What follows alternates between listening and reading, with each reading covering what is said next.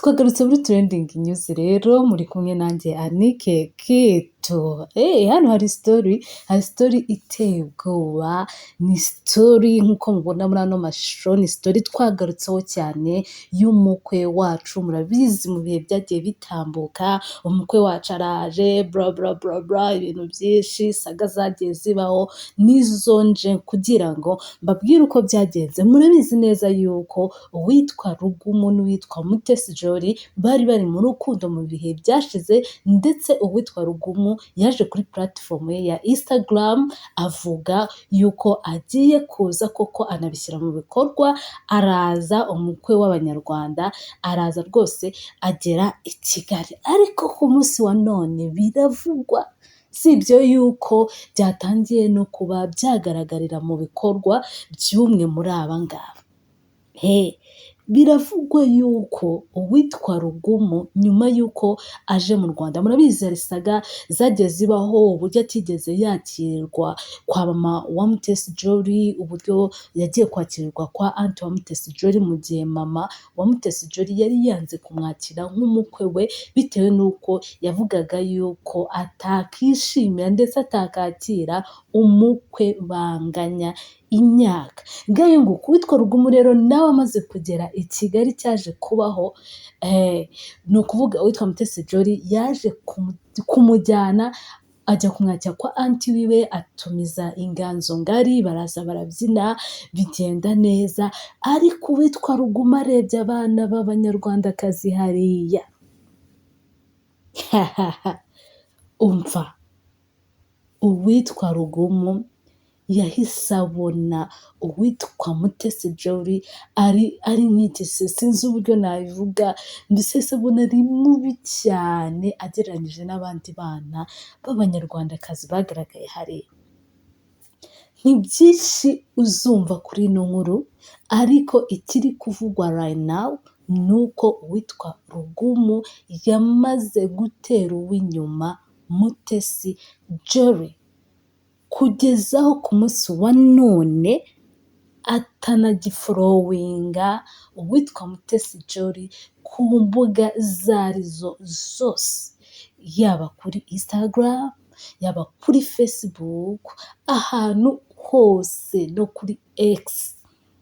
Ntago uwitwa Rugumu agikurikirana uwitwa Mutesi Jolly. Ni byinshi biri muri no case yo gutandukana, ni byinshi tuzaza tukababwira uko iyi nkuru ni ndende, iyi saga irimo ibintu byinshi by'uburyo bagiye bapfa ibintu bigiye bitandukanye, ndetse twiteguye yuko tuzitabira ubukwe bw'Abanyatanzania n'Abanyarwandakazi hano. Ariko ibi ngibi siko bikimeze, kuko uwitwa Rugumu yaje no gukora ubushakashatsi bwe ku giti cye. Biravugwa yuko yaje gusanga uwitwa Mutesi Jolly nawe yari amukurikiyeho ikofi. Nubwo bivugwa yuko uwitwa Rugumu yaba yarakatiye Mutesi Jolly bitewe n'Abanyarwandakazi bahuriye mu kirori cyo kumwerekana igihe yari yaje hano mu Rwanda, igihe yaje kwerekanwa nk'umukwe. Murabizi yuko Mutesi Jolly niwe wagiye kwakira uyu Rugumu, uburyo bari bambaye imyenda isa, nka kapo yumvikana, ubona ko ari ibintu baba babanje kuvuganaho, yaba mu myambarire, yaba mu migendere. Twagerageje rero gushaka kuvugisha uwitwa Mutesi Jolly, ariko ntabwo twabashije kumufatisha, cyane ko n'abanyamakuru bagerageje kuba babigerageza, nkatwe nta kintu babashije kuba bageraho. Nuko rero byifashe kuri saga y'uwitwa Mutesi Jolly. Reka ngaruke rero ku nkuru ya Muyango. Uwitwa Muyango ubu ngubu yarongeye asubirana n'uwitwa Kimenyi, aho mu minsi yashize umusibe ejo yari ari kumwe na Kimenyi muri salo itera tatuwaje hano i Kigali. Ibi ngibi ni ibintu byo kwishimira, ni byinshi byatangiye kugenda bivugwa. Uwitwa Muyango ngo aratwite, ibiki ngo isi bla bla bla bla bla. Murabizi ko namwe bla bla ku mbuga nkoranyambaga ntago zabura. gusa icyo twavuga kuri Muyango turishimye kuko Muyango kugeza ubu ngubu ameze neza, yarongeye agaruka no kuri channel yiwe YouTube, urabizi ko yari yazanye content nshya yitwa Who is my day today, my day today. So ku munsi wa none rero ubu ngubu ikiganiro cyangwa se it is like scene zamaze kujyaho ari kumwe na Dramati.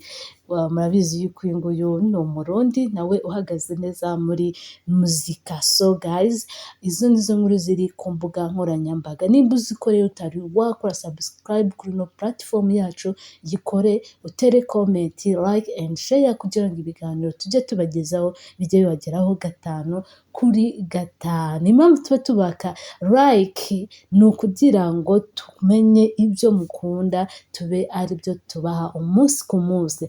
Ndagira mbibutse yuko ahangaha kuri KTV show turaza tukabahereza amakuru agezweho, amakuru ari gutrendinga ku mbuga nkoranyambaga, ariko by'umwihariko turaza tukinjiramo in deep tukakubwira ibiri ukuri, kuko ibigenda ku mbuga nkoranyambaga byose ntago ariko biba ari ukuri. Caca.